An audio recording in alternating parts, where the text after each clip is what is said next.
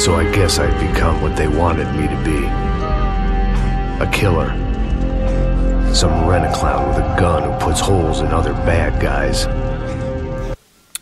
Hello everyone and welcome back to Payne Gaming with my next video, Max Payne 3 single player review. Now, with this being my first review for my channel, I'll let you know a little bit about how my review system is going to work. Firstly, what I prefer to do is actually keep my videos a little bit longer with a lot more gameplay in there for people to watch, and maybe a little bit less of me talking about it. So what I'll do is I'll talk, let you watch a bit of gameplay, come back, talk again about a bit more, and only this time she that's the way I'll do it, okay? The first thing I want to talk about is, obviously, this being Max Payne 3. Obviously, Max Payne is a legend in the video gaming world, and obviously this is the third game in the trilogy, and the first game to be made by Rockstar Games. The first two games in the series were made by Remedy Entertainment, who are now obviously moved on to Alan Wake for the Xbox. Now what I'll do is I'll let you watch a little bit of gameplay now, and I'll be back in a few.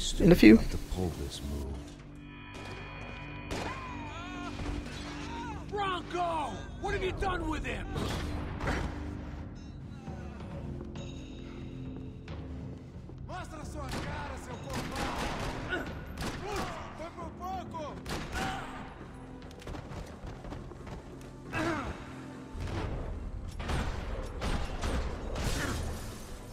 Dragging Bronco along would slow them down, but not much.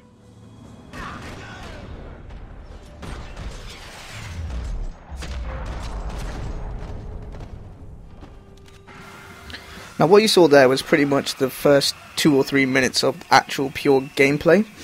Now, when it comes to gameplay, they've not really changed much from Max Payne 1 and Max Payne 2. Obviously, there's the cover system. Obviously, you got your bullet time, which you can see here, and what this is right now is actually it's called a bullet time sequence. There's loads of these during the game, and they're absolutely epic the way they've done, and that's a really good credit to Rockstar for putting that in the game. One of the new things they put in is a bullet cam. When you've pretty much killed everybody in the place, that's a bullet cam right there. When you've killed the last person in the place, it actually does a slowdown where you can see the bullet entering the person, which is kind of cool. Now, gameplay wise, this game is incredibly hard. You will die a lot, especially if you're playing on the medium to hard rating. Easy is obviously it's easy, but medium to hard is very, very difficult. Overall, gameplay wise, it's fun, but very, very repetitive. They tried to input some stealth into the game to put a bit of variety into it, but however, in the end of the day, you just end up doing it the Max Payne way, which is just going in all guns blazing. So it kind of is very repetitive on that regard. What I'll do now is I'll let you again watch some more gameplay, and I'll be back to review the graphics. Son of a bitch.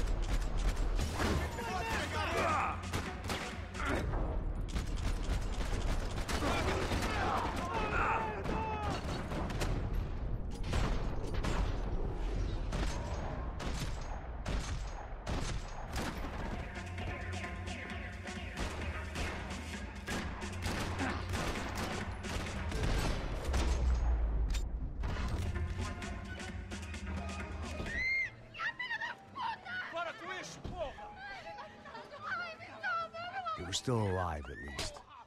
This cruise. One more thing about the gameplay before we move on to the graphics. There's, again, no regenerating health bar in this game. It's stuck to the Max Payne way. It's not followed other games in producing a regenerating health bar.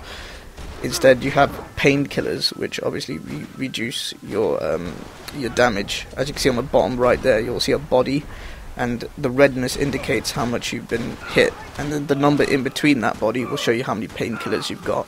That makes the game incredibly more difficult, because obviously without the regenerating health bar, it's not like there's loads of painkillers around. They're very, very scarce. You'll probably maximum have 2 or 3 at a time. Graphics wise, the game looks amazing. You would not expect anything less from a Rockstar game. They've got a great engine which powers great games like GTA, Red Dead Redemption, LA Noire. So obviously the character models are top notch, especially Max Payne looks amazing. Environments, amazing. There's a great variety of environments, good indoor environments, outdoor environments. This boat scene here again looks amazing. And another good view is obviously when you're watching the bullet cam and you shoot somebody in the head, the bullet, you really see the bullet, it pretty much blow out the brain kind of thing. It looks amazing in that regard. Physics is good. Max Payne moves well, jumps well, goes into cover well, cover system works well. Everything in that regard, graphically, is probably the best thing about this game is the graphics, really. They really made a great attention to detail on the lighting, the shadowing, character models, like I said before, and the environments. Obviously, coming up is my favourite part of the game, so I'll let you watch that without my voice.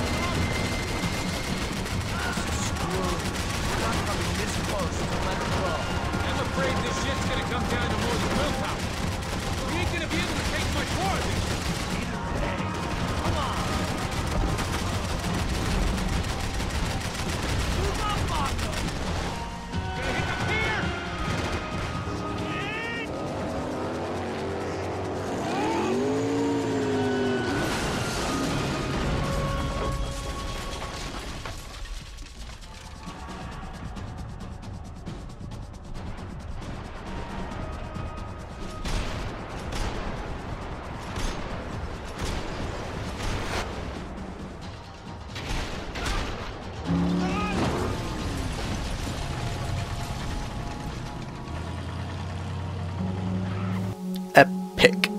Now, I've purposely not spoken too much about the story on this game because obviously with Max Payne 3 that's the main reason people want to be buying the game is for the story, and all I have to say is the story is great, and from what you can see from this little video here, Max reaches new lows, and it's a wild ride, and a ride well worth taking with him. Now, this game is currently out on Xbox 360, PS3, and recently just came out on the PC as well. And I certainly suggest getting this because the single player is amazing and the multiplayer is great as well. Here's just an overview of what we went through, the pros and cons, deep story, detailed graphics, bullet time sequences, all great. Cons, obviously the repetitive gameplay, and it's very tough. Overall single player review is at an 8.5 out of 10. Multiplayer review is on my channel, so everyone like, comment, subscribe, and I will see you guys later, and check out my other videos. Cheers, bye bye.